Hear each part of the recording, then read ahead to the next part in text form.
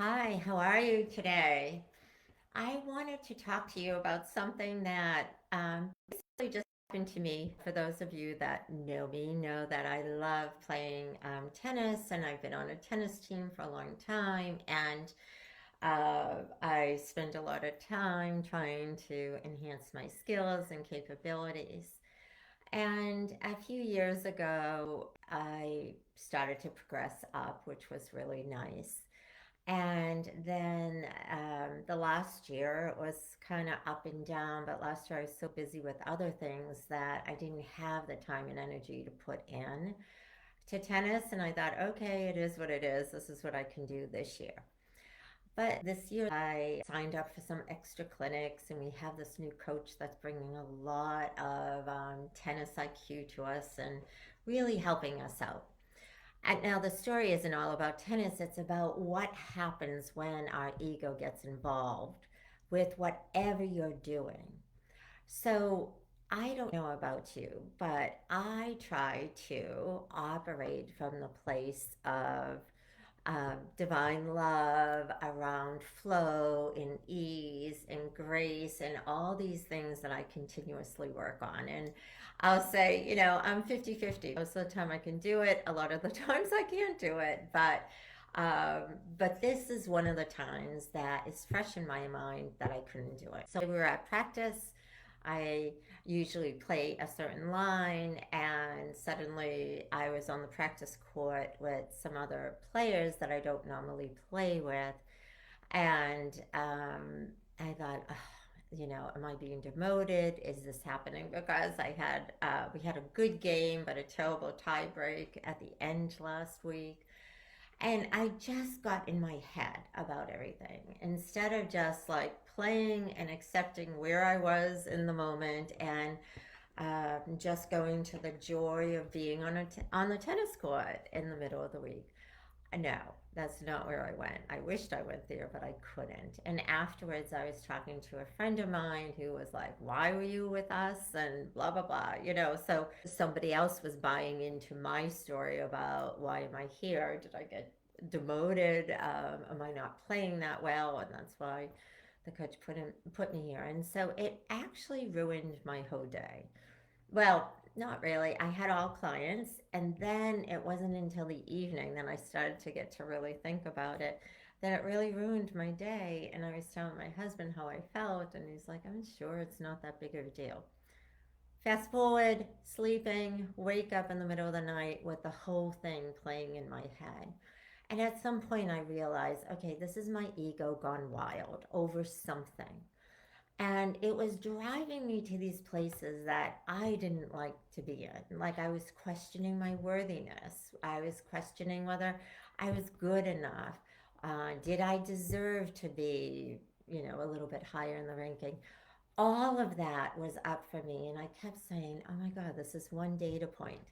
But I could not unwind it. Do you know when your mind gets into a loop and it becomes just really difficult? And I did some deep breathing. I was trying to connect to my spirit and say what lesson was in here.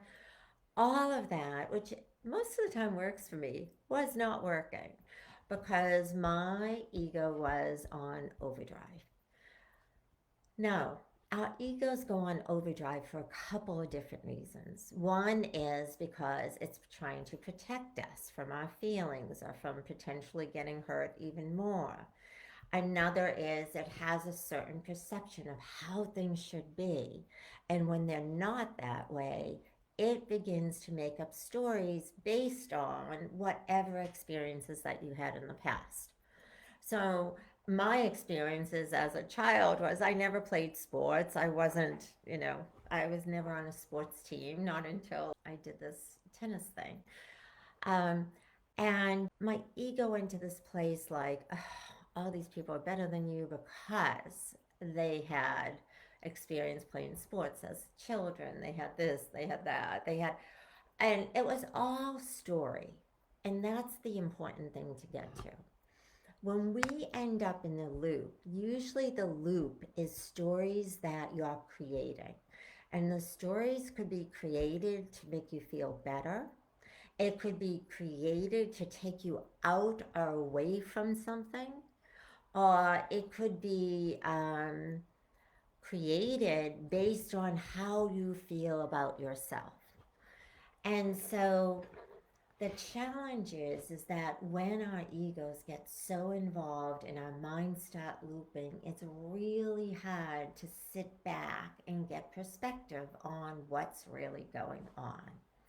And I can't tell you how many times a day that I walk through some of this with clients because it's so common for all of us. We all have hurts, we all have wounds, we all have insecurities, we all have ways in which we either desire to be better, wish we were better, challenge ourselves to be better. And so then when something happens to it outside of our control, we have a reaction. And so, about 5:30, I finally got out of bed and I thought, okay, I can't do this anymore. And I distracted myself, and then I did take a shower and meditate, and I finally got myself out of that loop.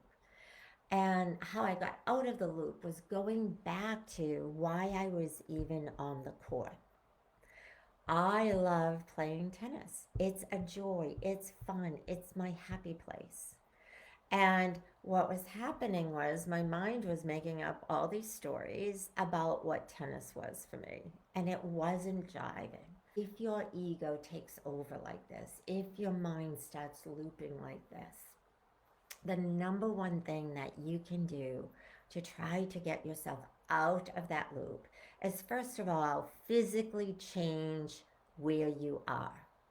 Because the change of where you are, like I was lying down in my bed, I got up, I took a shower, and I came downstairs. It gave me a different perspective. I physically moved out of the energy of looping. And that's what looping is. It's like the brain cycling over and over again. It's an energetic pattern that just goes over and over. And until we can disrupt it, it's very hard for you to get out of it. So, one of the ways is by physically moving yourself somewhere else. Another way is by asking yourself a provocative question. So, for me, it was, is this really true? What am I making up here? And I journaled everything. And in fact, everything I was looping around, I made up. There was no truth. Nobody came and told me this. It was just my mind making it up. And so once you discover that you are actually making this up for yourself, or even if there is some nuggets of truth in there, take what the nuggets of truth are, honor those, but let go of the rest. And so by the time I left, and I said, "Ugh, I really have to just bundle all the stuff I made up and put it away. Like, it is going to ruin my whole day, and I hate wasting a day." I think I've been telling you recently, we never know how many days we have here. And so why waste feeling good about your life, about what you're doing, about what you desire? So if this process of looping, of ego getting involved and telling you either you're not worth it, you're not good enough, you're not worthy enough, happens to you, and you can't immediately sort of go into a meditation and get yourself out of it, there's 3 steps. The first step is physically move yourself.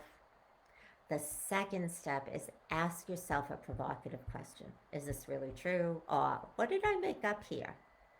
Or who actually told me some of this? Because you'll go down all your loops and you'll realize, oh, nobody told you anything except you. The third step is you could give yourself compassion, because you can go to that place that lives within you that might be holding something around you not feeling as either empowered or good enough or in control or smart enough or whatever that enough is. It's usually something that we're feeling we're not enough of. And when you land on what it is for you that you're feeling that you're not enough on, you can flip that for yourself and begin to say a mantra to really retrain your brain to hold yourself differently. And then the other thing I want to say is that after you ask yourself that question, after you go to where don't I think I'm enough based on what I just looped and made up, based on what experiences I'm adding to this that really have nothing to do with the situation, then you get to say to yourself, how do I stay present in what I desire? So for me, I told you I had to go back to why was I even on the tennis court? Was it so I could be the number one player in the club? Hardly no. There's tons of better and more capable tennis players. Was it for exercise? Yes. But really, it's because it's fun, it's stimulating, I'm learning, growing. That's why. That brings me joy.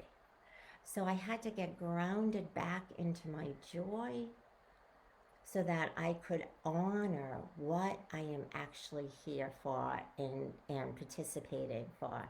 And then that can inform, if I go into a loop again, it'll be quicker for me to say, oh, this is just ego. And even though I knew it was my ego, I couldn't get myself out of it because I really lost my connection to the why. Why was I even playing tennis? So if you have a connection to your why, it becomes easier to break the looping.